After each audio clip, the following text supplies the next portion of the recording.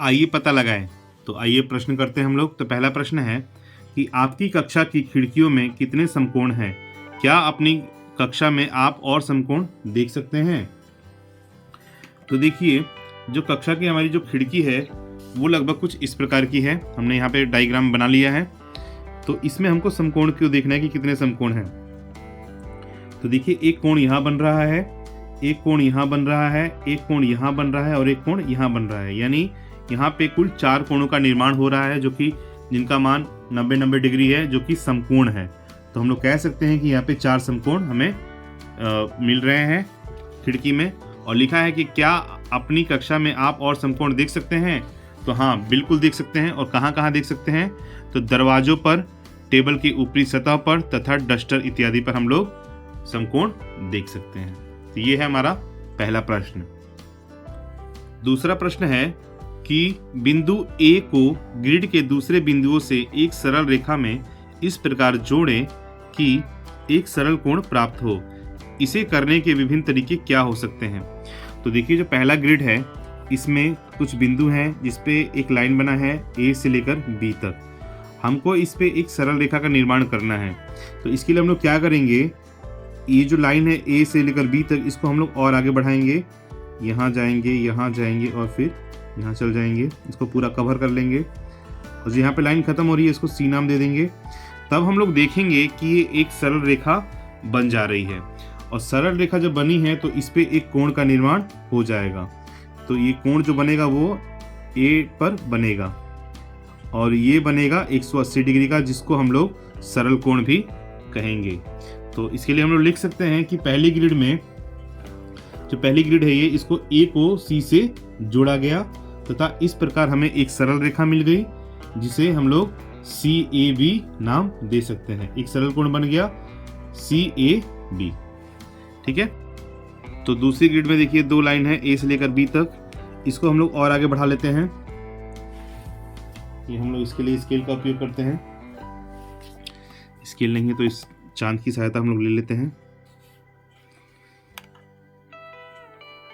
यहाँ से यहाँ तक, और इसको भी हम लोग आगे बढ़ा लेते हैं। तो जब आगे बढ़ाएं तो हम इसको D नाम दे देते हैं, या C नाम दे देते हैं और इसको D नाम दे देते हैं।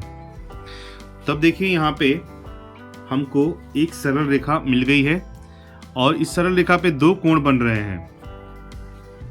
एक कोण ये बन रहा है CAB बन रहा है, एक रेखा जिस पर हमको एक सरल कोण मिल गया CAB और एक बन गया ABD।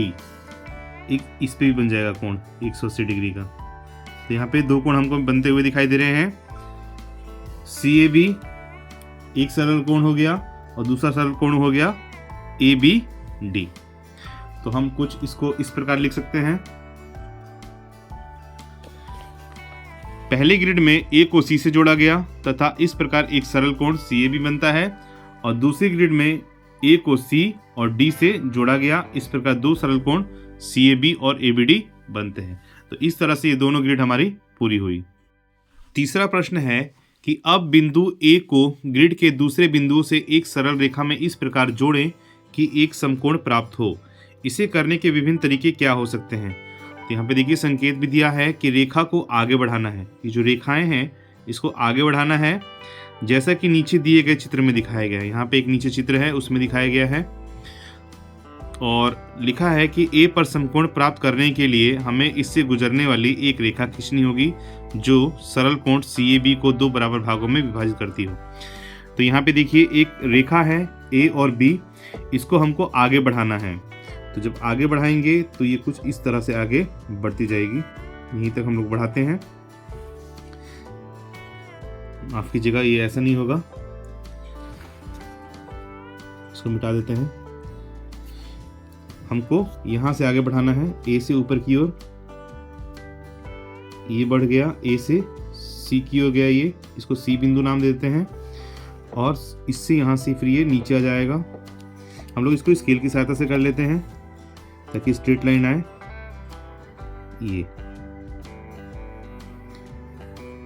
ये आ गया और इस बिंदु को हम लोग D नाम दे देते हैं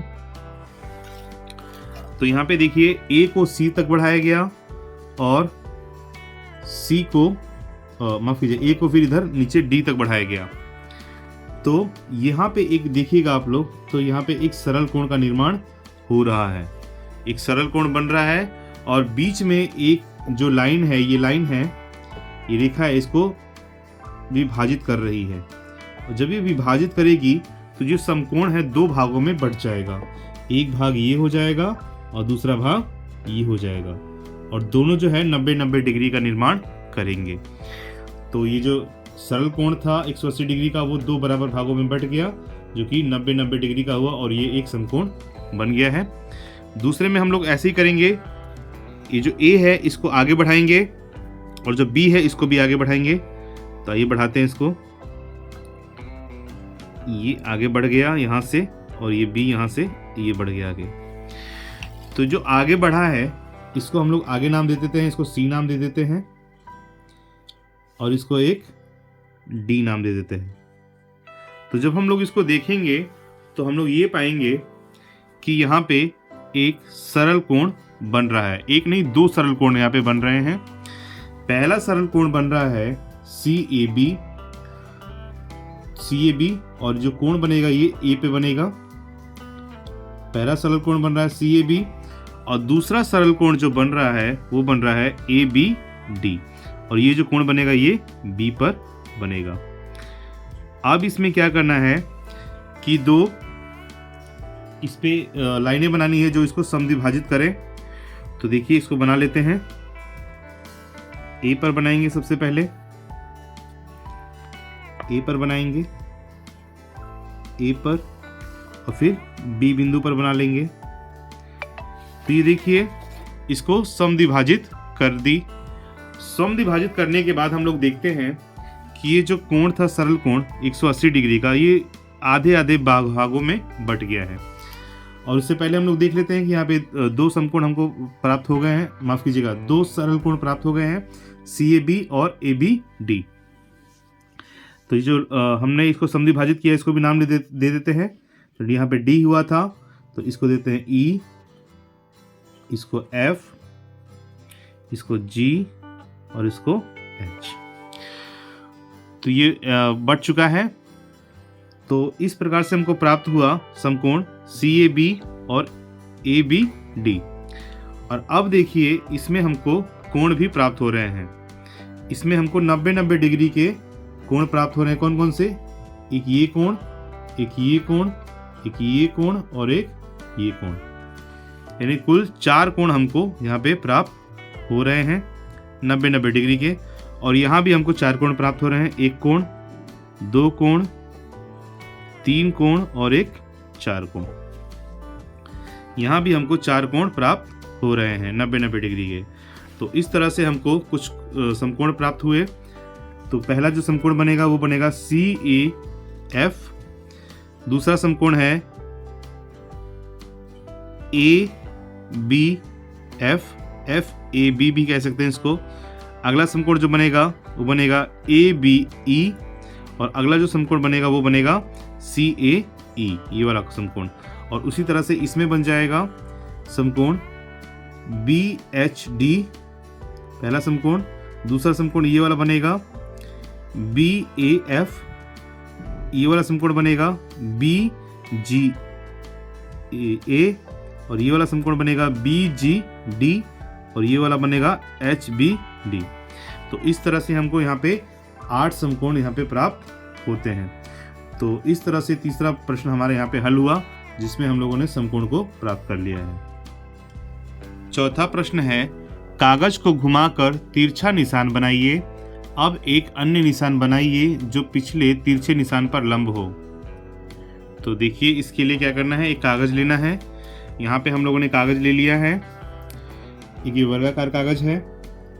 इस पे क्या करना है, हमको नाम दे देना है A, B, C और D। हमने यहाँ पे 4 नाम दे दिया, A, B, C, D 4 नाम दे दिए।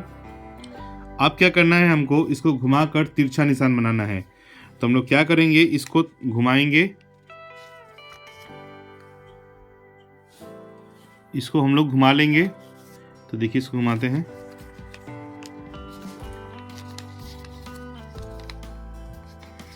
घुमाकर इसको हम लोग मोड़ रहे हैं।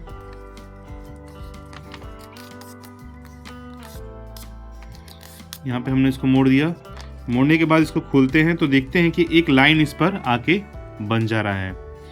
तो इस लाइन को हम लोग बना लेते हैं स्केल के माध्यम से। ये लाइन हमको प्राप्त हो गई।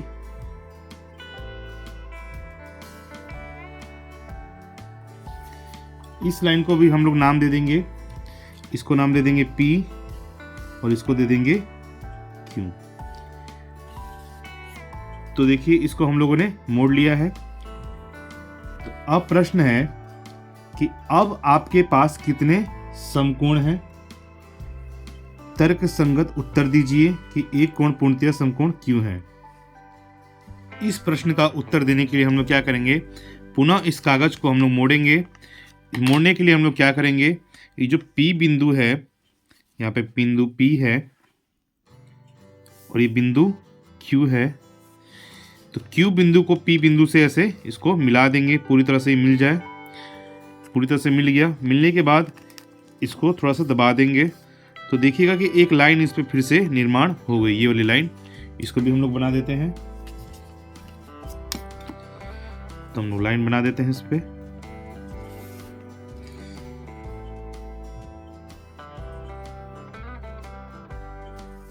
तो देखिए एक लाइन का और निर्माण हो गया। तो इस पे भी हम लोग नाम दे देते हैं इसको R और इसको नाम दे देते हैं S। तो ये पूर्णतः से विभाजित हो गया। तो अब कह रहा है प्रश्न में कि अब आपके पास कितने समकोण हैं? तर्क संगत उत्तर दीजिए, ये कोण पूर्णतः समकोण क्यों है। तो देखिए हमारे पास कितने समकोण प्राप्त होंगे। तो यहाँ पे एक कोण बन जाएगा, यहाँ पे भी एक कोण बन जाएगा, यहाँ पे भी एक कोण बन जाएगा और यहाँ पे भी एक कोण बन जाएगा। तो हम लोग कह सकते हैं कि हमारे पास कुल 4 कोण यहाँ पे मिल जाएंगे। और ये कोण पूर्णतः समकोण क्यों है? ये इसलिए समकोण है क्योंकि ये 90 डिग्री का कोण बना रहे हैं। तो ये हमारा जो आंसर है वो यहाँ पे मिल गया। इसके बाद है कि दूसरा कि वर्णन कीजिए कि आपने इसे कैसे मोड़ा ताकि जो व्यक्ति इस प्रक्रिया को करना नहीं जानते हैं वह आपकी प्रक्रिया का अनुसरण करके समकोण बना सके। इससे पहले हम लोग देखते हैं कि पहले में कोण प्राप्त कौन कौन सा हुआ है। तो हमें 4 समकोण मिलते हैं। तो पहला समकोण है P, इसको नाम दे देते हैं O, इसको O नाम दे देते हैं। तो पहला समकोण हमको मिला POS। इसके बाद मिला दूसरा समकोण SOQ। अगला समकोण मिला ROQ और अगला समकोण मिला ROP। ये 4 समकोण हमको प्राप्त हुए। और दूसरे के वर्णन कीजिए कि आपने इसे कैसे मोड़ा ताकि जो व्यक्ति इस प्रक्रिया को करना नहीं जानता वह आपकी प्रक्रिया का अनुसरण करके समकोण बना सके। तो हम लोग इस कागज को इस प्रकार मोड़ते हैं, हम लिखेंगे इसमें कि हम कागज को इस प्रकार मोड़ते हैं कि तिरछे मोड़ के निशान का बिंदु P, जो बिंदु P है वो बिंदु Q पर पड़ जाए। तो इसको ऐसे हम लोग मोड़ेंगे तो ये हो जाएगा, ताकि इससे क्या हो कि जो व्यक्ति नहीं भी जानता है वो भी समझ जाएगा कि कैसे बना। बिंदु P को हम लोग बिंदु Q से मिला देंगे। तो इस प्रकार से ये चारों प्रश्न हमारे हल हो गए। अब है कोणों का वर्गीकरण। जैसा कि नीचे दिखाया गया है कि कोणों को 3 समूह में वर्गीकृत किया जाता है। सभी समकोण दूसरे समूह में हैं। अन्य दोनों समूह में क्या समान विशेषताएं हैं? देखिए इसमें 3 समूह बनाए हैं, 1 2 3। तो इसमें लिखा है कि सभी समकोण जो है वो दूसरे समूह में है। इसमें जो समकोण है, समकोण यानी जो 90 डिग्री का कोण बना रहे हैं। तो आइए पढ़ते हैं कि पहले समूह में सभी कोण समकोण से कम है, यानी 90 डिग्री से कम है, समकोण से कम है वो। अर्थात दूसरे शब्दों में कह सकते हैं कि एक कोण पूर्ण घुमाव के चतुर्थांश से कम है। यानी चतुर्थांश जो हमारा था 360 डिग्री, उसका जो चतुर्थांश था, चतुर्थांश था, चौथा भाग यानी 90 डिग्री, उससे ये कम है। इस तरह के कोण को हम लोग न्यून कोण या एक्यूट एंगल भी कहते हैं। तो जो 90 डिग्री से कम होता है एंगल, उसको हम लोग क्या बोलते हैं? न्यून कोण कहते हैं। तो न्यून कोण कुछ देखिए ऐसे होगा, ये देखिए ये 90 डिग्री से हमारा कम होगा और कुछ इसी तरह का इसमें कोण बना हुआ है। यहाँ पे देखिए ये भी है, ये भी है, ये भी है, ये भी है। तो ये सब क्या हो गए? ये सब न्यून कोण हो गए जो 90 डिग्री से कम होते हैं। तीसरे समूह में सभी कोण समकोण से अधिक हैं, यानी वो 90 डिग्री से ज़्यादा है किंतु सरल कोण से कम है। लेकिन 180 डिग्री का जो सरल कोण होता है उससे कम है। ना तो 180 डिग्री है और ना तो 90 डिग्री है, ये 90 और 180 के बीच में है। घुमाव एक पूर्ण घुमाव के चतुर्थांश से अधिक है, यानी जो घुमाव था एक चतुर्थांश से अधिक है, यानी 90 डिग्री से अधिक है और आधे घुमाव से कम है, यानी आधे घुमाव यानी 180 डिग्री से कम है। तो इस तरह के कोणों को अधिक कोण या ऑब्ट्यूज एंगल कहते हैं। तो यहाँ पे हमको तीन कोण के बारे में जानकारी हुई, समकोण, न्यून कोण और अधिक कोण। इसकी परिभाषा कुछ इस प्रकार है, हम इसको देख लेते हैं। सबसे पहले न्यून कोण, एक्यूट एंगल, जिस कोण की माप 0 डिग्री से लेकर 90 डिग्री के बीच पर 90 डिग्री से कम हो, यानी 90 डिग्री से वो कम हो, 0 से लेकर 90 डिग्री के बीच में हो लेकिन 90 डिग्री से कम हो, जैसे 10 degree, 25 degree, 45 degree, 60 degree, 75 degree इत्यादि, उसे हम लोग न्यून कोण या एक्यूट एंगल कहते हैं। यहाँ पे देखिए एक एंगल बना हुआ है जो कि 60 डिग्री का है, तो यानी ये 90 डिग्री से कम है, तो ये हमारा न्यून कोण कहलाएगा। उसी तरह से दूसरा है अधिक कोण, ऑब्ट्यूज एंगल। ऑब्ट्यूज एंगल जिस कोण की माप 90 डिग्री से ज़्यादा पर 180 डिग्री से कम हो, यानी 90 से ज़्यादा हो लेकिन 180 डिग्री यानी सरल कोण से कम हो, जैसे 95 डिग्री, 120 डिग्री, 135 डिग्री, 150 डिग्री इत्यादि, तो उसे हम लोग अधिक कोण कहते हैं। यहाँ पे देखिए एक कोण बन रहा है, जो कोण बन रहा है वो 120 डिग्री का बन रहा है, जो कि ना तो 90 डिग्री है और ना ही 180 डिग्री है, इन दोनों के बीच में है, तो ये 120 डिग्री का है जिसको हम लोग अधिक कोण कहते हैं। तो ये थे न्यून कोण, अधिक कोण और समकोण। दूसरा प्रश्न है कुछ न्यून कोण और अधिक कोण भिन्न भिन्न दिशाओं में बनाइए। तो यहाँ पे देखिए हमने कुछ चित्र बनाए हैं यहाँ पे न्यून कोण और अधिक कोण के। तो कुछ को हम लोगों ने इस दिशा में कर दिया है, कुछ को इस दिशा में कर दिया है। देखिए न्यून कोण, ये 90 डिग्री से कम का कोण बन रहा है, तो ये न्यून कोण, और ये देखिए अधिक कोण, ये 90 डिग्री से अधिक का कोण बन रहा है, तो ये अधिक कोण हो गया, ज़्यादा का बन रहा है तो अधिक कोण हो गया। और इसी को हम लोगों ने अलग दिशा में कर दिया, ये इधर है तो इसको इधर कर दिया, तो इधर करने के बाद भी ये कोण जो है वो अधिक ही बन रहा है, यानी इनकी दिशाओं को बदलने के बाद इनके कोणों पर कोई भी प्रभाव नहीं पड़ता। इसका शीर्ष वहीं का वहीं है, लेकिन ये जो भुजा है इसकी दूसरी तरफ चली गई, तभी भी इस पे कोण जो है वो अधिक ही कोण बन रहा है। यहाँ पे देखिए इसका शीर्ष इधर था तो इसका शीर्ष इधर आ गया, लेकिन शीर्ष बदलने के बाद भी, शीर्ष की दिशा बदलने के बाद भी जो कोण है वो कम ही रहा, बढ़ा नहीं, तो ये भी एक न्यून कोण है। यानी हम लोग कह सकते हैं कि इनकी दिशा बदलने से कोण पे कोई भी प्रभाव नहीं पड़ता है। क्या आप जानते हैं कि न्यून और अधिक शब्दों का क्या अर्थ है? न्यून का अर्थ होता है नुकीला और अधिक का अर्थ होता है कुंद। आपको क्या लगता है कि इन शब्दों का चयन क्यों किया गया होगा? तो अभी हम लोगों ने न्यून कोण और अधिक कोण के बारे में जाना कि न्यून कोण क्या होता है और अधिक कोण क्या होता है। अब इनके अर्थों के बारे में पूछा है तो हम लोग देख ही लिए कि उसमें अर्थ दिया हुआ है। तो अब न्यून कोण का चयन क्यों किया जाता है? तो इसके लिए इसका उत्तर होगा कि न्यून कोण का चयन इसलिए किया गया क्योंकि एक न्यून कोण का कोना नुकीला और पतला प्रतीत होता है, इसलिए उसको न्यून कोण नाम दिया गया।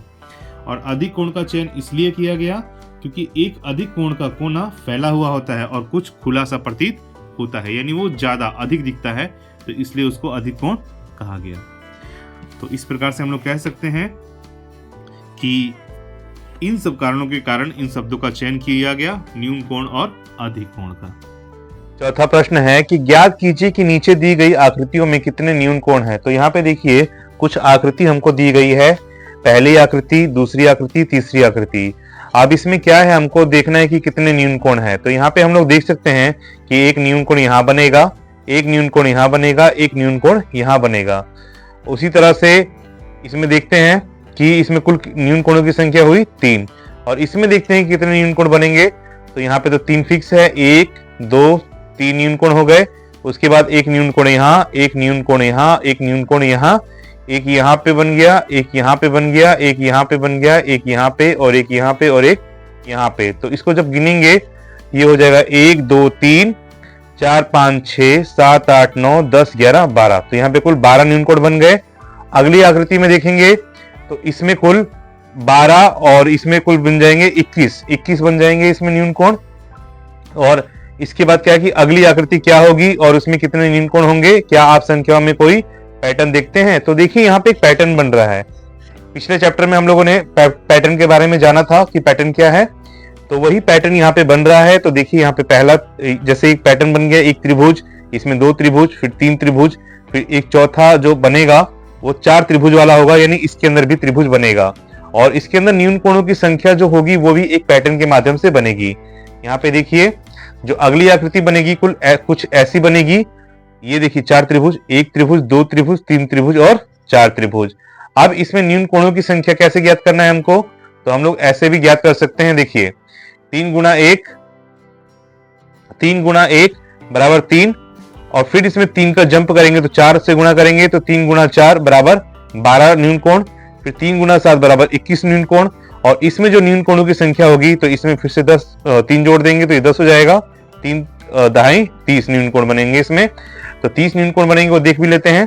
तो 3 इसमें बन गए, 1 2 3, फिर 4 5 6 7 8 9 10 11 12 13 14, इसके बाद 15 16 17 18 19 20 21 22, और भी देखते हैं इसमें 23 24 25 26 27 28, और 2 और है 29, और ये बन गया 29 और ये बन गया 30। तो कुल यहाँ पे 30 इसमें न्यून कोण बन रहे हैं। और इसका कुछ पैटर्न ऐसा होगा, 3 गुणा 3 बराबर 12 बराबर 3, 3 गुणे 4 बराबर 12, 3 गुणे 7 बराबर 21, 3 गुणे 10 बराबर 30। और इसके आगे जब पूछता तो हम लोग और कर देते, 3 गुणा 10 में 3 और जोड़ देते 13, तो ये हो जाता 39।